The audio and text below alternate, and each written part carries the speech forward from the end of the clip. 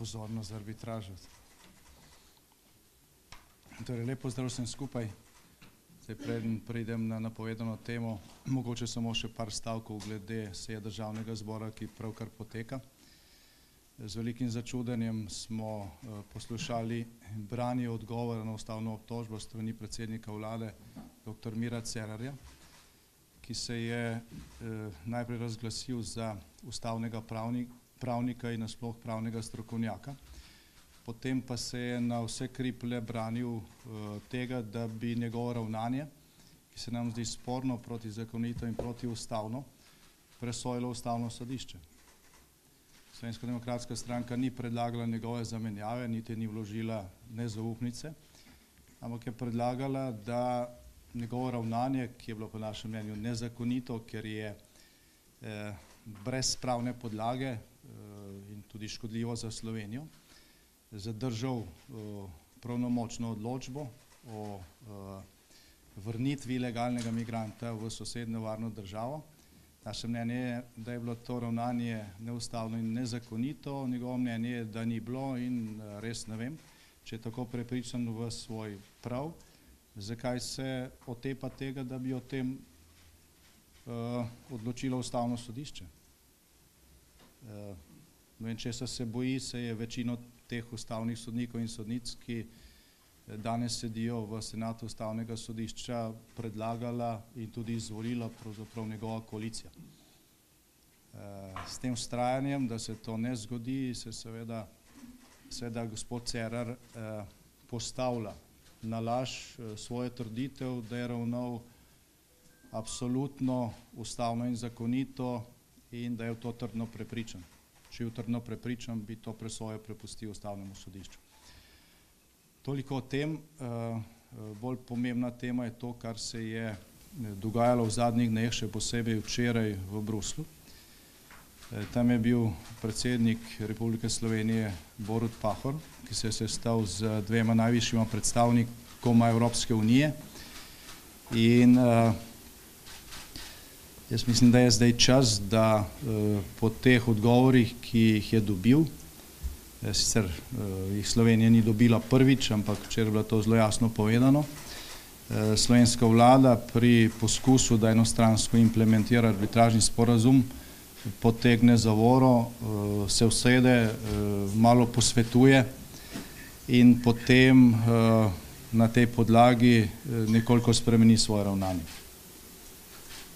Polaganje vseh upov na to, da bo zdaj Evropska unija oziroma Evropska komisija disciplinirala Hrvaško, ki je danes ravno tako članica Unije kot Slovenija, je ne samo zmotno, ampak je dolgoročno igranje na karto hrvaških interesov. Zakaj? Hrvaška je potem, ko je, najprej naj povem še to, da se nam zdi izjemno škodljivo ali pa zapravljanje časa, da se skuša na vsak način implementirati del tega arbitražnega sporazuma na neki točki, ki je za Slovenijo najbolj škodljiva. Nasprotju s tem, kar so obljubljali predlagatelji arbitražnega sporazuma, namreč Slovenija ni dobila teritorialnega stika z mednarodnimi vodami in da zdaj ravno v implementacijo, rekel, te največje klofute, ki smo jo dobili v tem tekstu, ne vlagamo vso energijo, to je nam nerazumljivo, kaj se to dogaja. No, ampak kljub temu, če zdaj izhajamo iz dejstva, da je ta arbitražna razsodba dejstvo, ki je na mizi, ki ga ni možno spraviti z dnevnega reda na ta način, kot to poskuša Hrvaška, ko se dela, da tega enostavno pač ni. Potem je treba vedeti, da polaganje vseh kart na intervencijo ali pa na ravnanje Evropske unije na koncu lahko privede zgolj do tega, kar Hrvaška predlaga od samega začetka, to je do mediacije. Ko pa pride do mediacije, sta pa dve strani, kjer vsaka trdi nekaj in zdaj to situacijo smo imeli tudi že pred arbitražnim sporazumom. Tako da res ne vem, kdo pri tem ravnanju svetuje slovenski vladi. Bilo je nekaj relativno produktivnih sestankov na zaprtih sejah odbora za zunanjo politiko, kjer je na trenutke kazalo, da je razum prevladal in da se ne bo ravnalo v lastno škodo. Kljub temu je to ravnanje v zadnjih dneh lanskega in prvih dneh letošnjega leta natančno tisto, čemur bi se morala Slovenija izogniti. Pričakovati, da bo del Evropske unije discipliniral drugi del Evropske unije na neki točki, ki, kot je komisija tudi včeraj jasno povedala, nobenega drugega v Evropi ne zanima, je ne samo iluzorno, ampak bo na koncu pripeljalo do tega, da bo prvič Slovenija počasi postala nek troublemaker, nekdo, ki skuša doseči rešitve tam, kjer te rešitve ni. Evropa ima ogromno drugih problemov, celo doslej najbolj stabilna država članica Evropske unije, Nemčija, ima velike težave pri sestavljanju nove vlade. Zdaj pričakovati od nemške kanclerke, da se bo zdaj ukvarjala z odpravljanjem posledic napačnega ravnanja slovenske vlade v času, ko je vodil gospod Pahor, nasprotju z njihovimi nasveti. Jaz osebno, pa verjamem, da tudi drugi, ki so v tem času opravljali funkcijo predsednika vlade, smo tudi v Berlinu, ko so bili na uradnih obiskih, od njih slišali enako priporočilo, kot ga je včeraj v Bruslju slišal gospod Pahor, to pa je: rešite to mejno vprašanje s Hrvaško pred vstopom Hrvaške v Evropsko unijo. Jaz sem to slišal tako od nemške kanclerke, kot od drugih ljudi, ki so danes v vrhu Evropske unije, in zaradi tega me ni začudilo, da je bilo to ponovljeno tudi včeraj v stališču Evropske komisije. Torej, nadaljevanje po tej poti, ki jo je zdaj ubrala slovenska vlada in ki tako ali drugače, itak je to njegovo maslo, sekundira tudi predsednik države z zborjem teh pričakovanj, kako bo zdaj Evropska komisija to rešila, ne samo še bolj zahajamo v slepo ulico. Zdaj je čas za time out, čas za premislek, čas za to, da dejansko pogledamo, kje so tiste točke v tem arbitražnem sporazumu, ki Sloveniji daje boljše izhodišče. So takšne točke, opozorili smo na te točke slovensko vlado, da se izkoristi manevrski prostor, ki pač je, in da se opravi del domače naloge doma. Ne pa pričakovati, da bo nekdo drug to naredil in da bo nekdo drug popravljal napake, ki smo jih mi sami zagrešili v preteklosti. Kot že rečeno, bilo je nekaj sestankov, kjer je kazalo, da je razum vstopil tudi v vladne prostore, da se bodo stvari začeli odvijati v bolj racionalno smer. Namesto tega smo dobili napačne poti, in to ne samo eno, ampak dve. Eno ubira predsednik vlade, drugo zunanji minister, neko vmes se je postavil predsednik države. Zdaj, če kdo misli, da se teh razlik v nastopih vladajočih ne opazi zunaj, potem ne živi v realnem svetu.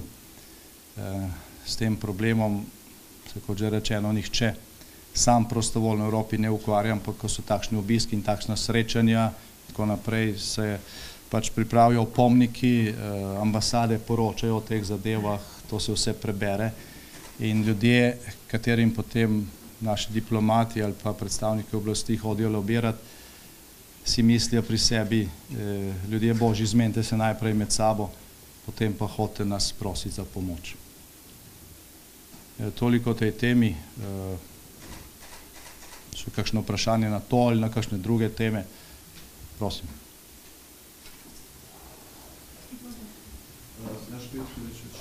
Gospod Janša, glede tega posojila, katerega smo danes pisali v našem časopisu, na vprašanje, o čem je minister govorili, bi vam še enkrat zastavil, kako ste stopili v kontakt s to gospo iz Republike Srpske in si od nje sposodili denar, Druga stvar, ko me zanima, kako komentirate očitke, da takšno posojilo ni v skladu z zakonom o političnih strankah?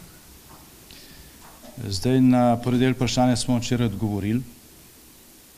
Res pa je, da ste vi objavili samo en del odgovora, ampak smo vam odgovorili. Mi smo prišli v kontakt preko podjetja, kjer imamo svoj delež. Izvršilni odbor Slovenske demokratske stranke je na eni od prejšnjih sej v lanskem letu sprejel sklep, da bo v prihodnjih 2 letih odprodal svoj delež v založbi Novo obzorje, ker imamo ta delež že desetletja. Da bomo to naredili postopoma in da bomo to naredili tako, da bomo ravnali v skladu z zakonom o financiranju političnih strank. Pogodba je bila sklenjena pri notarju. Za zakonitost te pogodbe pač odgovarja notarijat. Jaz sem prepričan, da so vse preverili, zato je tudi posojilo vzeto v 3 deležih, ravno zato, da bi bilo v skladu z zakonom o financiranju političnih strank. Ne drži to, kar ste vi objavili, da gre za osebo, ki je davčna dolžnica. Mi smo danes, jaz o podjetju ne vem, mi si denarja nismo posodili pri nobenem podjetju, ampak pri fizični osebi, ki ta denar posoja ne samo nam. Do te osebe smo prišli preko podjetja, ker imamo delež in to smo vam včeraj povedali. Jaz sem to osebo prvič srečal, ko sem pač podpisal to pogodbo. Za zakonitost te pogodbe je, kot že rečeno, odgovorna institucija notarijata. Pogodba je bila deponirana pri vseh pristojnih institucijah. Zavarovanje deleža je bilo takoj v skladu z zakonom in v ustreznih rokih prijavljeno na AJPES-u, javno, že ne vem, odkar je pogodba podpisana. In kar se tiče drugega dela tega vprašanja, nam so pravniki pojasnili, da je ta omejitev glede vsota posojila, ki ga lahko stranka najame pri fizičnih osebah, računano drugače, kot ste vi zdaj to povedali. Ker gre za različna tolmačenja. Zdaj vidim, da gre za različna tolmačenja, na koncu bo verjetno pristojna institucija presodila. Če bo presodila, da je ta vsota prevelika, bomo ostalo vrnili. Če bo presodila, da je stranka eventualno tukaj naredila prekršek, čeprav, kot že rečeno, za zakonitost takšnih pogodb je odgovoren nekdo drug, bomo to kazen plačali in to je to. To, kar se je še pisalo, da gre za osebo, ki je v nekih postopkih in tako naprej, to ne drži po naših informacijah. Gre za osebo, ki ima davčno številko v Sloveniji, se pravi, ki je davčni zavezanec v Sloveniji, denar je bil nakazan iz Slovenije. Zdaj obrestna mera je takšna, za kakršno smo se dogovorili. Je še enkrat večja od obrestne mere, za katero se je vlada Republike Slovenije pred kakšnim tednom zadolžila za 1,5 milijarde. Pa so vsi govorili, da je to v redu. Tako da, evo, to je to. Bili pa mi zelo veseli, če bi vi enako, kot so se razpisali na številnih straneh o javno dostopni posojilni pogodbi med Slovensko demokratsko stranko in to fizično osebo. Objavljeni so razpisali tudi o tem, kako je bil financiran nakup Večera, kako se financira izguba Večera, kako lastnik Večera večino denarja dobi od državnih podjetij, pod javnih institucij, gre za milijonske zneske. Mislim, da bi imeli veliko dela, če bi malo tudi pred svojim pragom pometli. Nima nič proti temu, da pišete tudi o tem. Poslali ste vprašanje, poslali smo odgovor, niste ga objavili v celoti. Tako da. Mi smo vam poslali odgovor in smo prosili, da ga objavite v celoti, sicer ne dovolimo objave tega odgovora in ste kršili to. Lahko samo še eno vprašanje, preden kolegi zastavijo. Je banka Sberbank preverjala to transakcijo, ker kot je iz pogodbe razvidno, bi morali dobiti prvi ta del posojila že do konca leta. Ali je banka pri vas preverjala izvor tega denarja, kar bi morala narediti po zakonu o preprečevanju pranja denarja? Pri nas bi morala preveriti. Ja. Banka mora, Banka mora to preverjati na izvoru. Valjda. Kakšne informacije, da je preverjena? Ne.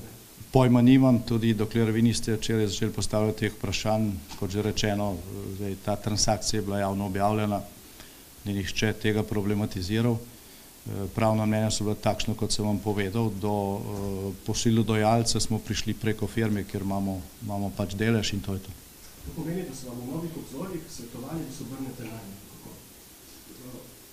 Preprosto povedano. No, jaz predpostavljam, da poslovno sodelujejo. Novo obzorje je tam dostavo. Nisem pa jaz tega preveril, kot veste, smo mi ta manjšinski lastnik, nameravam se tudi umakniti iz lastništva. Da ste rekli, poslovno sodeluje, to pomeni, da novo obzorje sodeluje s to gospodom. Rekel sem, da predpostavljam. Predpostavljam. Je bila pred zastavo mogoče tega deleža v novih obzorjih narejena kakšna cenitev tega podjetja, če znak kolikšna je bila ta njegova vrednost, kar čudi pač v tem poslu tudi to dejansko, da je ta gospa pristala na tako zavarovanje, če že to drži, pa zanima me, če vam je pri najemu tega posojila mogoče kaj svetoval Rok Snežič. Glejte, kar se tiče gospoda Snežiča, ste toliko zgodb o tem napisali.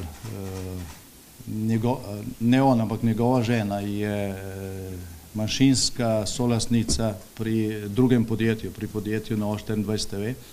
Tu gre pa za podjetje Novo obzorje, ki nima nobene veze s tem, tako da njega v to ne mešajte. Zdaj, kar se tiče pa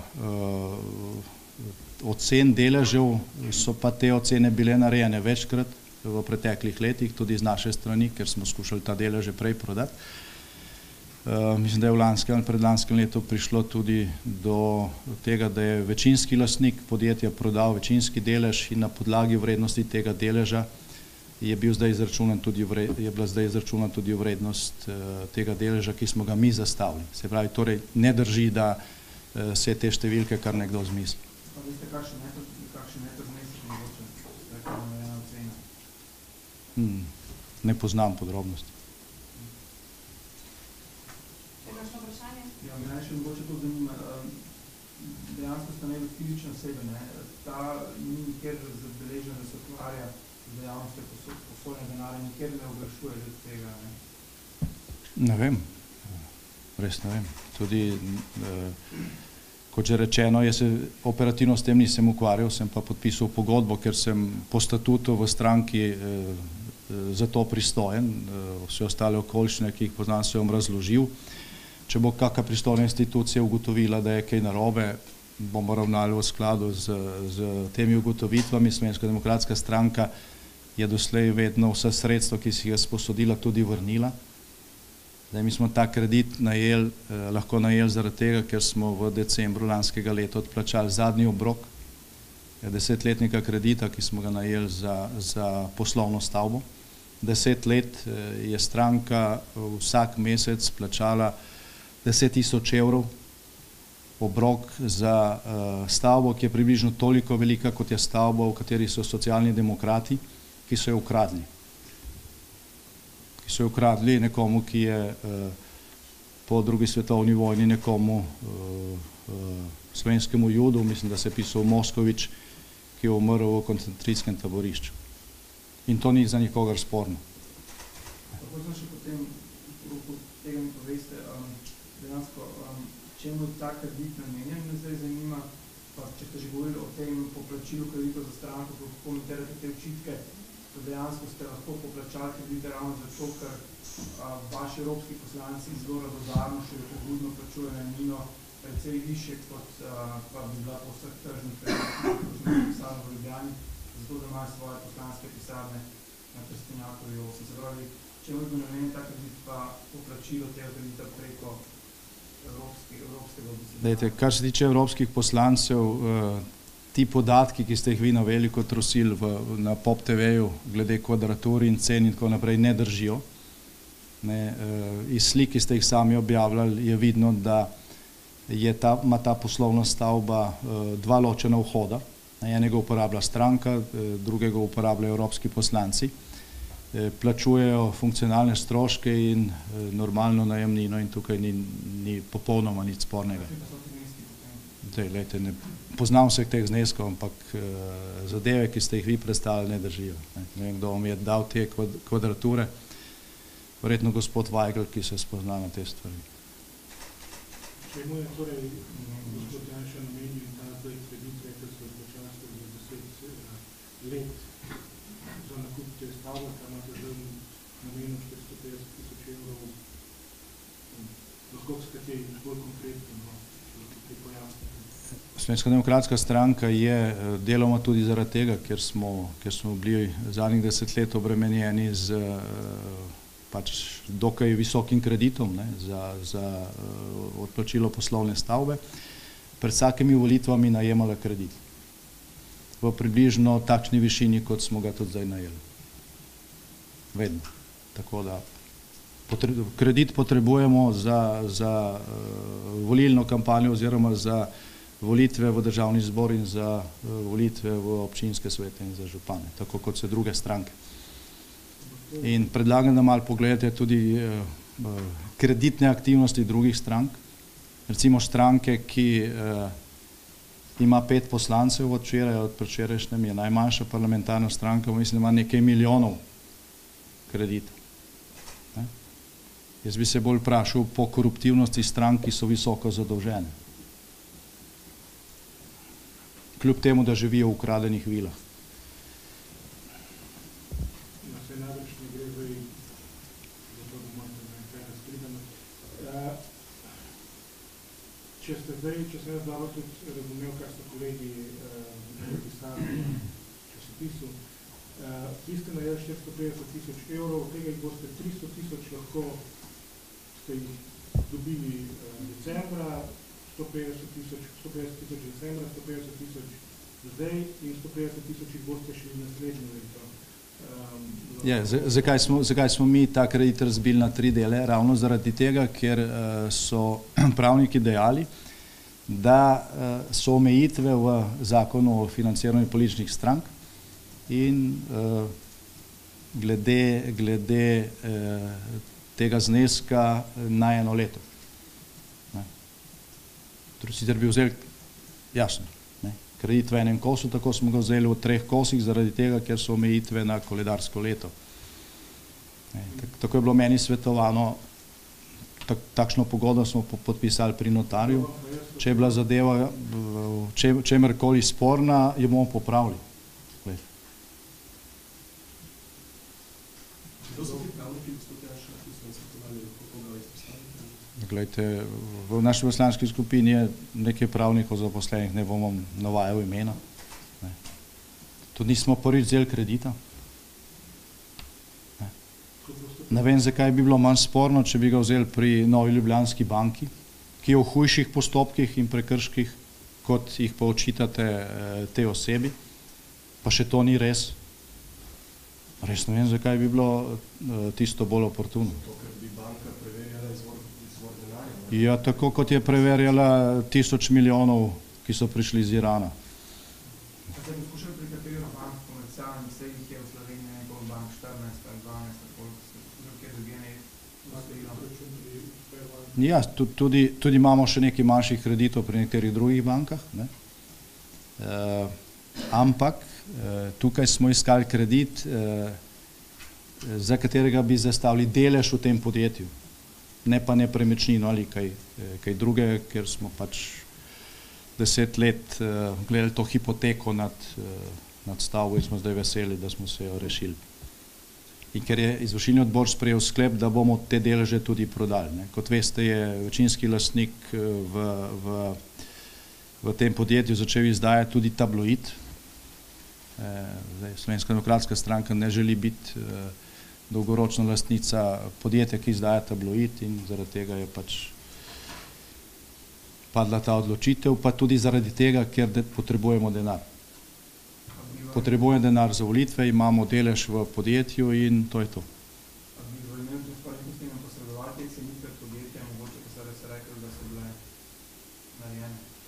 Kot rečeno, smo mi manjšinski lastnik, tako da to ni naša stvar. Obrnite se na podjetje, če vam bodo te cenitve dali, vam bodo dali, mislim pa, da niste pristojni do njih. Nič ne skrbi recimo verodostojnost te posojilnice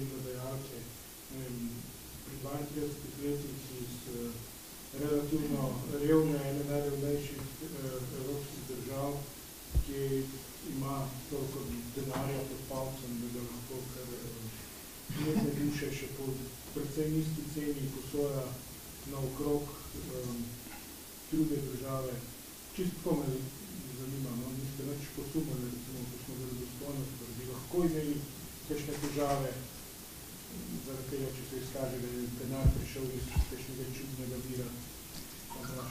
Glede, kot že rečeno, za to presoje so pristojni drugi. Mi nismo odgovorni za vir tega denarja. Ne.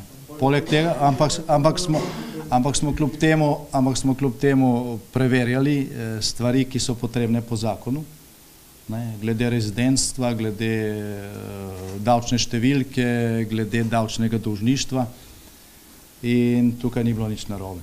Ne. Kar se tiče pa države, ki jo omenjate, bili pa mi zelo veseli, če bi preverili tudi, če bi se vam enako sumljive, ne, kot ta transakcija, zdaj le tudi druge transakcije, ki prihajajo iz Republike Srpske. Recimo, nekaj tednov nazaj smo lahko zasledili, da je bila neka visoka terjatev, ki jo lastnica Mladine ni nikoli plačala, bila prodana v Republiko Srpsko. Pa Večer ni naredil nobene naslovnice, Mladina ni naredila nobene naslovnice, Republika Srpska ni bila razglašena za ne vem kakšno državo. S tem, da jaz ponavljam, to posojilo je bilo nakazano v Ljubljani, od osebe, ki ima davčno številko v Ljubljani, ki ima račune v Ljubljani, ne v Republiki Srpski, vsaj ne tega, kjer smo se mi zadolžili. Vse te stvari smo preverili. To ni denar, ki bi prišel iz računa v Republiki Srpski. Iz računa v Ljubljani je bilo nakazano na vaš račun, verjetno prvi ta znesek. Ja, in to tudi piše v pogodbi, ki ste jo objavili in bi lahko to prebrali. Po moje, ja, ne vem. Tudi gospod Đurić vprašal, zakaj ni v interesu zdaj tako zavarovanje, kot je delež, manjšinski delež medijskega podjetja. Glede, kar se tiče tega medijskega podjetja, ne, zdaj mislim, da ste vi Večeru, ali nekdo je pisal, ne, prej sem slučajno videl na spletu, da so Nova Obzorja podjetje, ki je imelo samo ne vem koliko 1000 evrov plusa v lanski bilanci. Ja. Glejte, za medijsko podjetje, ki izdaja tiskan medij, je to zelo dober rezultat. Recimo Delo v lanskem letu, mislim, da je imelo 1 milijon zgube. Večer 500 000. Mislim, da ste 500 000 zgube naklepali za naklado, ki skozi pada. To je po moje problem. In glede na to dokapitalizacijo v to podjetje v lanskem ali predlanskem letu, ne spomnim se točno, ne, je ta delež realen. Razumete? Tudi če prej je bil. Če pogledate bilance tega podjetja, vrednost, ki je zastavljena, ne, ni dana tja od palca. Naš delež v tem podjetju je realno toliko vreden. Zaradi tega je ta kredit zavarovan 100%, za razliko od kreditov, ki jih najemajo vaši lastniki. Pri državnih bankah, priznanih bankah.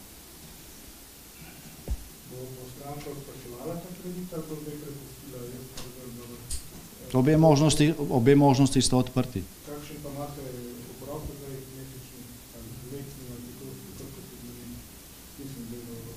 gleda? Gledajte, preberite pogodbo, kolegi Večeru so jo dobili na sodišču. Očitno je to javna listina. Ste jo podpisali, verjetno veste, ne, seveda vem, ker gre za lombardni kredit, ne, kar pomeni, da vso to vrneš na koncu tega roka, se pravi čez 1 leto. Če ne vrneš, pač gubiš deleže, ne, ker je kredit zavarovan. Gospod Đurić, morda kaj povedala, zakaj, dejansko kaj, kakšen je njen namen? Jaz se o teh stvareh z njo nisem pogovarjal. Jaz sem samo podpisal, pri notarju smo pač preverili tisto, kar je potrebno preveriti in smo podpisali to pogodbo. kot že rečeno, mi smo do tega prišli preko podjetja, ne, ker imamo delež in so tudi operativno to speljali, tudi nič spornega. Kako ste pa prišli do tega notarja? Bral sem na Sjovo, da je on prodal 20 podjetij, kako ni Zorice Škarlič, recimo za to. Glejte, to jaz ne vem. Zdaj, veliko notarjev v Sloveniji je marsikaj prebralo. Do tega notarja smo verjetno prišli na enak način kot do osebe, ki je denar posodila, se pravi preko podjetja, ker imamo delež. S tem, da če se ne motim, je ta notar tudi v zaposlovanju in z novo 24. Mogoče, vejte. Mogoče. Zdaj pa čisto preprosto prodali tega deleža, a še, mislim, na zdaj hočete prodati, ali še hočete imeti delež, ker, ne vem, ne bi se otisali, kot da prav nočete poplačati kredita, ampak boste predstavili ta delež. Glejte, pač, mi se moramo poslovno obnašati, ne? In ta delež je danes vreden toliko, čez eno leto, če v podjetje dobro poslovalo, kot kaže, bo vreden bistveno več, ne? V tem primeru, ko ne bomo prodali temu, ki je pač dal kredit za zastavo deleža, ampak verjetno tistemu, ki jo ponudil največ, in bomo kredit poplačali.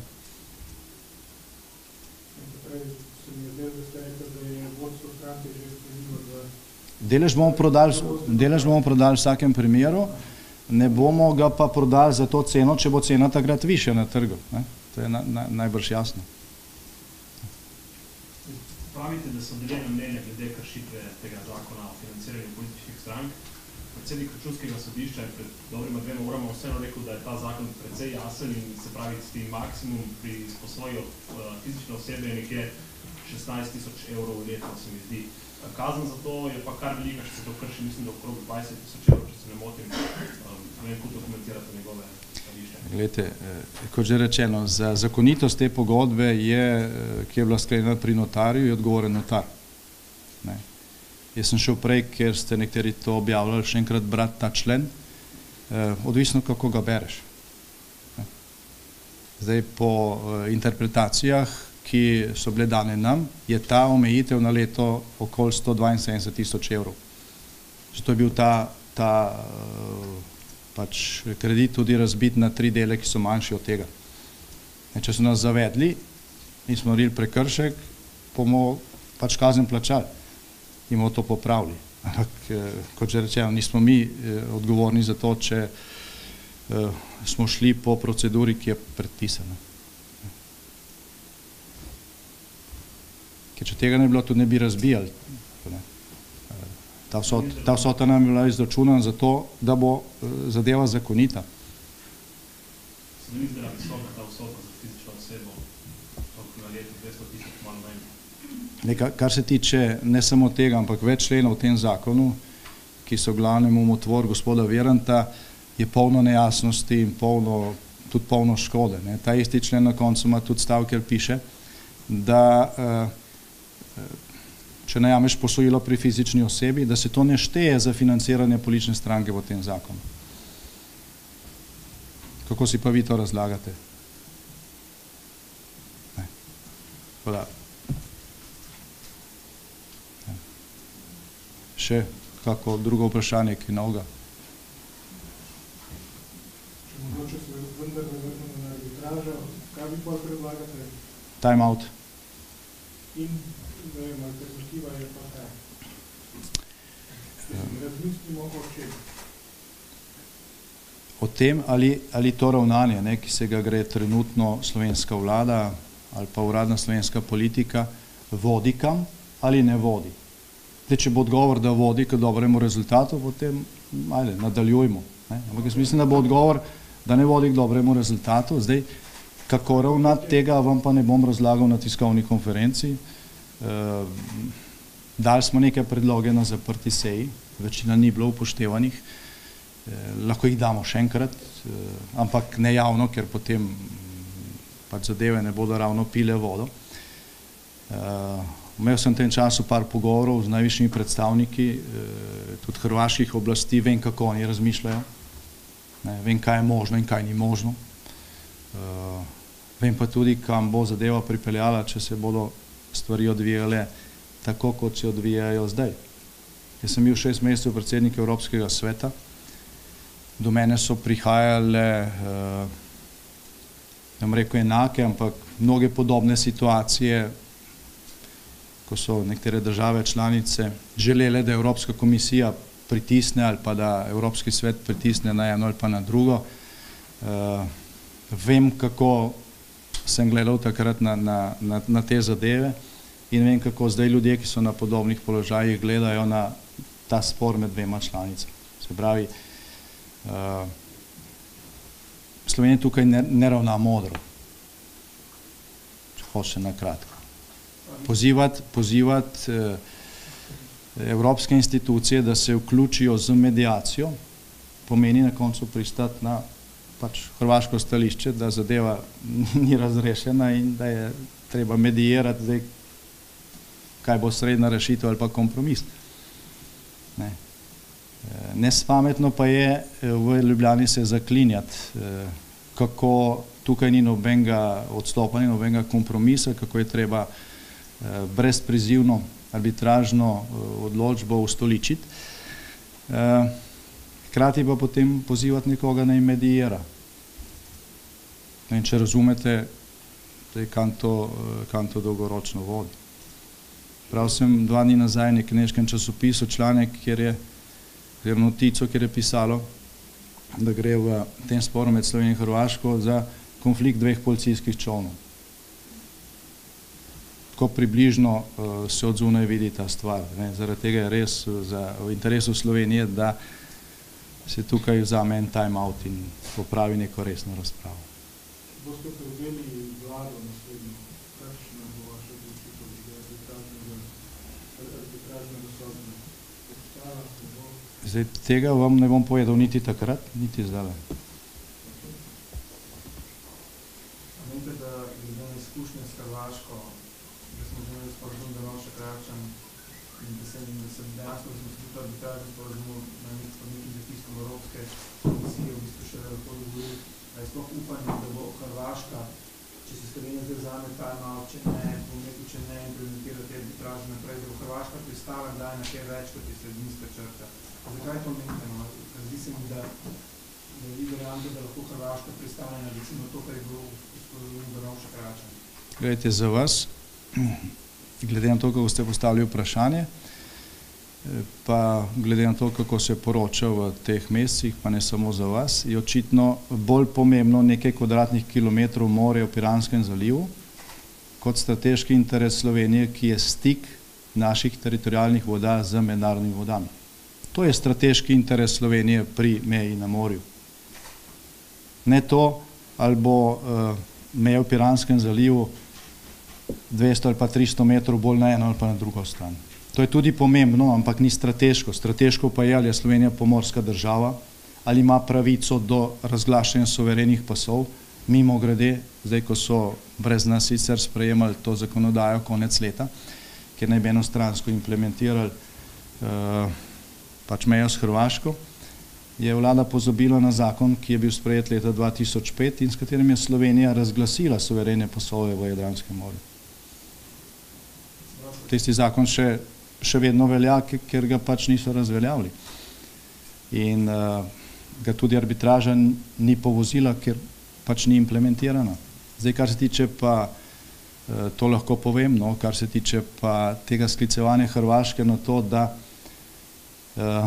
oni niso za implementacijo arbitražne sodbe, ampak so za dvostranski dogovor, je pa, zdaj s tem treba reči, da je slovenska vlada izgubila 6 mesecev časa, v katerem bi lahko Hrvaški povedala, in jaz sem čakal, kdaj se to zgodilo in sem to tudi na zaprti seji svetoval, da naj potem enostavno implementira sporazum Drnovšek Račan.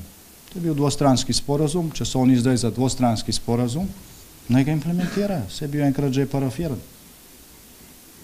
Ampak jaz nisem do tega v nobenem opomniku. Pa je to ključen argument, ki ga ima Slovenija v smislu odgovora na hrvaško stališče, da se je treba bilateralno zmeniti. Zmenili smo se, pa ni šlo skozi. Torej, zdaj imamo arbitražo, ni v redu, pravijo dvostranski sporazum, tudi imamo, zdaj imamo pol ta sporazum. V 6 mesecih noben nezunanji minister, ne predsednik vlade, ne predsednik države tega argumenta ni znal povedati, ne našim sogovornikom v Evropi, ne hrvaški javnosti, niti slovenski javnosti. Zdaj bi verjamem, da bi Hrvaška sprejela, da bi implementirala sporazum na Rošek način, če ga že takrat ni hotel. Jaz ne verjamem, da bi ga. Ne. Vem pa, da ima ta argument težo, ko drugim razlagamo, zakaj mi nismo za dvostransko reševanje, pa zakaj je sploh prišlo do arbitraže. To je ključen argument za težo v tej situaciji. Se je bil dosežen dvostranski sporazum, pa tudi to ni bilo dobro. Ker potem vse to, kar navaja Hrvaška, gledajte, zveni precej bledo, ne? Ko si to prikličemo pred oči. Ni pa to rešitev, ki bi bila realna vsaj ne v tem času, to je jasno. Ampak zdaj tako se to ne dogaja, zdaj gre za spopad argumentov in da bo to bolj spopad argumentov kot konflikt dveh policijskih čovnov z bruselske ali pa z berlinske perspektive, je treba uporabljati argumente. Hvala lepa.